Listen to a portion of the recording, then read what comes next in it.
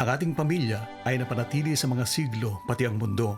Sa biyaya ng Diyos na itatag natin ang mga pagamutan, mga bahay ampunan at tumulong sa mahihirap. Tayo ang pinakamalaking mapagkawagawang samahan sa buong mundo. Tayo ay nagtuturo sa maraming bata higit sa alinmang institusyon.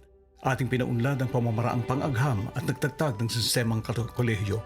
Pinagtatanggol natin ang dignidad ng bawat tao at nagtataguyod sa pag-asawa. Sa patnubay ng banal na Espiritu, binuo natin ang Biblia. Binago tayo ng banal na kasulatan at ng banal na tradisyon na gumabay sa atin sa 2,000 taon.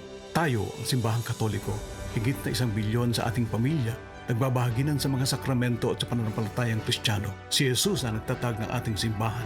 Nang sabihin niya kay Pedro, ang unang Santo Papa, ikaw ay bato at sa batong ito itatayo ko ang aking simbahan. Kung ikaw ay napalayo sa Simbahang Katoliko, inaanyayahan ka namin na muling magbalik. Tuklasin ang baliktahan ng katoliko.com ngayon. Tayo ay Katoliko. Maligayang pag-uwi.